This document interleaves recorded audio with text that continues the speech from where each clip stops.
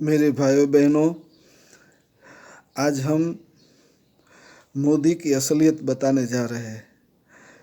PM Modi साहब PM बनने के बाद पड़ोसी देशों को जो खैरात बांटी थी और फजूल खर्ची की थी, उसका थोड़ा सा लेखा जोखा आप पढ़ लीजिए।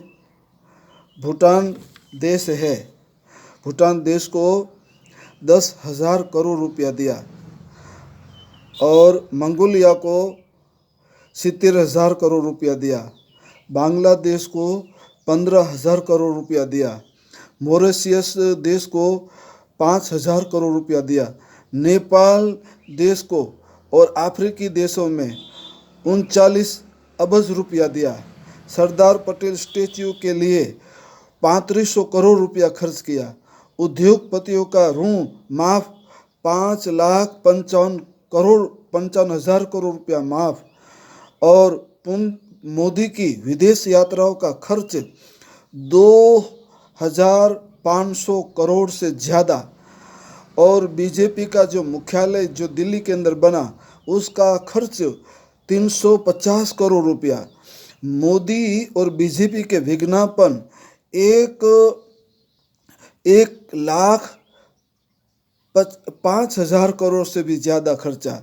और मोदी की सुरक्षा में 24 घंटे का खर्च है 1,62,00,000 रुपये का खर्च हो रहा है। यानी एक साल का 591 लाख करोड़ रुपये का। और 500 मोदी की सुरक्षा में 24 घंटे का खर्च 1,62,00,000 रुपये है। यानी एक साल का 591 करोड़ और 30 लाख रुपये का खर्च हो रहा है। और पिछले 5 साल में कुंभ मेलों का खर्च है वो 15,000 करोड़ रुपये का है। यूएसए प्रेसिडेंट ट्रंप के स्वागत के लिए ये मोदी सरकार ने 300 करोड़ रुपया खर्च कर दिया। और मोदी का पूरा रिपोर्ट कार्ड अगर गलत लगे तो आप गूगल में जाकर आप इस सच्चाई को देख सकते हैं। आप ये देखकर चौंक जाएंगे कि पिछले 6 वर्षों में भारत कैसे बदल गया है। इसमें अगर कुछ भी गलत लगे तो आप बताएं, अन्यथा इस सच को स्वीकार करें। और भारत का उच्चतम बेरोजगारी दर से पीड़ित है। NSSO डेटा देखिए। और दुनिया के सभी शीर्ष 10 सबसे प्रदूषित शहर में अब भारत शामिल हो गया है। ये WHO का डेटा है। मेरे भाइयों बहनों, भारतीय सैनिकों की शहीद की संख्या 30 वर्षों में सबसे अधिक है। यानी मोदी सरकार में सबसे ज़्यादा हमारे भारत के सैनिकों शहीद हुए हैं। ये वॉशिंगटन पोस्ट का अहवाल है। मेरे भाइयों बहनों, भारत में अब 80 वर्षों में सबसे अधिक आय असमानता है। क्रेडिट स्विस रिपोर्ट देखिए। और मेरे भाइयों बहनों, भारत महिलाओं के लिए दुनिया का सबसे खराब देश बन गया है, थॉमस रॉयटर्स सर्वे। और मेरे भाइयों बहनों, इतना ही नहीं, इस बार भारतीय किसानों का पिछले 18 साल में सबसे खराब कीमत का सामना करना पड़ा है। WPI डेटा देखिए। मोदी के पीएम बनने के बाद अब तक की सबसे ज़्यादा गाय से जुड़ी हिंसा और रिकॉर्ड मॉब लिंचिंग की घटनाएं हुई है। इंडिया स्पेंड डेटा देखिए। मेरे भाइयों बहनों, भारत अब विश्व का दूसरा सबसे असमान देश है। ग्लोबल वेल्थ रिपोर्ट देखिए। मेरे भाइयों बहनों, भारतीय रुपया अब एशिया की सबसे खराब प्रदर्शनी वाली मुद्रा बन गई है। ये मार्केट डेटा देखिए। मेरे भाइयों बहनों, भारत पर्यावरण संरक्षण में विश्व का तीसरा सबसे बुरा देश बन गया है। EPI 2018 का अहवाल देखिए। मेरे भाइयों बहनों, भारत के इतिहास में पहली बार विदेशी धन और भ्रष्टाचार को वैध गिना गया है। वित्त विधेयक 2019 देखिए। हमारे वर्तमान प्रधानमंत्री 70 वर्षों में सबसे कम जवाबदेह प्रधानमंत्री है। प्रथम PM प्रेस कॉन्फ्रेंस करने के लिए। यानी आज तक ये प्रधानमंत्री ने कभी पत्रकार प्रेस कॉन्फ्रेंस नहीं की है, यानी जो कर रहे हैं वो छुपा रहे हैं नागरिकों से। मेरे भाई बहनों, भारत के इतिहास में पहली बार सीबीआई बनाम सीबीआई, आरबीआई बनाम गवर्नमेंट, सुप्रीम कोर्ट बनाम गवर्नमेंट के झगड़े इसलिए हुए क्योंकि मोदी सभी लोकतांत्रिक संस्थाओं पर अपना नियंत्रण चाहते हैं। यानी समझो कि मेरे भाई बहनों, वाकई आज पूरी जितनी सरकारी संस्था है उन तमाम संस्थाओं पर नरेंद्र भाई मोदी ने अपनी पकड़ बना ली है और इन तमाम सरकारी संस्थाओं के पास से न कराने के काम करा रहे हैं। मेरे भाइयों बहनों, भारत के इतिहास में पहली बार सुप्रीम कोर्ट के 4 जजों ने प्रेस कॉन्फ्रेंस कर कहा कि लोकतंत्र खतरे में है, हमें काम नहीं करने दिया जा रहा। मेरे भाइयों बहनों, ये कोर्ट के 4 जज सुप्रीम कोर्ट के न्यायाधीश बाहर निकलकर पत्रकारों को कहते हैं कि हमारे पर दबाव डाला जा रहा है सरकार की तरफ से, हमें काम नहीं करने दिया जा रहा। इससे पता चलता है कि लोकतंत्र हमारा भारत का कितना खतरे में है। मेरे भाइयों बहनों, भारत के इतिहास में पहली बार रक्षा मंत्रालय कार्यालय से चोरी हुई शीर्ष गुप्त रक्षा दस्तावेज राफेल। मेरे भाइयों बहनों, पिछले 70 सालों में असहिष्णुता और धार्मिक अतिवाद सबसे ज़्यादा हुआ है मोदी की सरकार में, यानी नफरत का वातावरण बन चुका है पूरे भारत में। भारतीय मीडिया अब तक के वर्षों में सबसे खराब है, यानी आजकल की जो मीडिया है वो गोदी मीडिया बन चुकी है।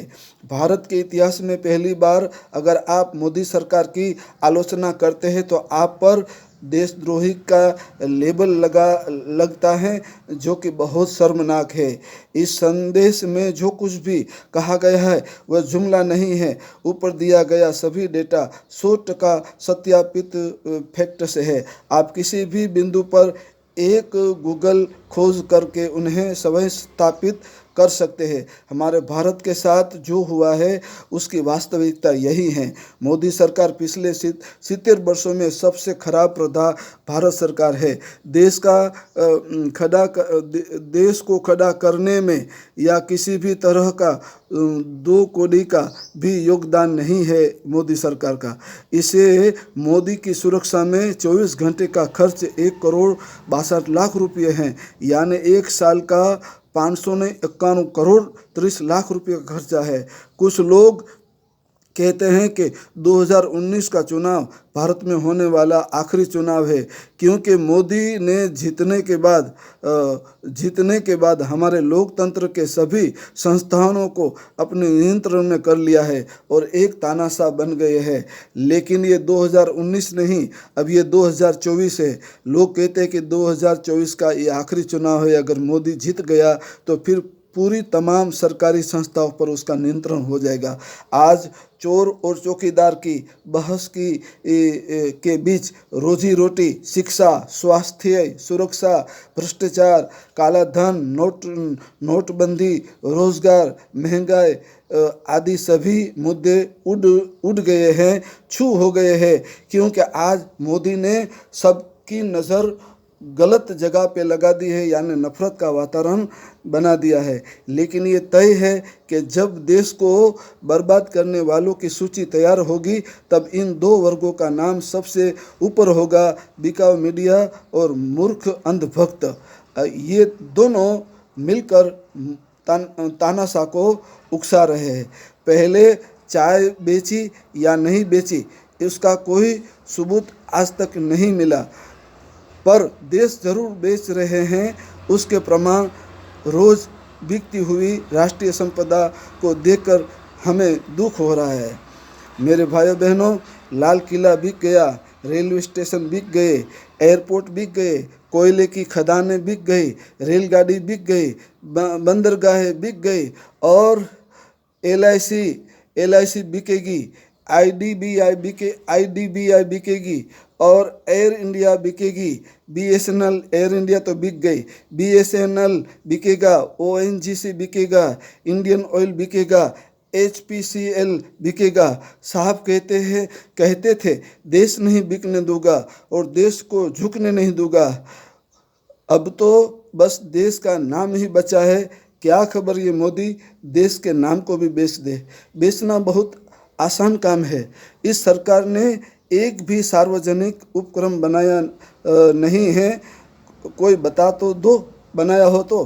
भाइयों, बेचने के लिए नहीं, कुछ नया पैदा करने के लिए सरकार बनाई थी। बेचने का काम तो कोई भी आम ठग भी कर सकता है। क्या ऐसी सरकार जनता के हित में है? नहीं। इसलिए मेरे भाई बहनों, 2024 के चुनाव में आप जवाब दो इसको। जनता को गंभीरता से सोचना पड़ेगा। मैं गुजरात जनता समर्थन पार्टी का प्रेसिडेंट गुलाम हुसैन उमर भाई बलोच मकरानी। जय हिंद, जय भारत।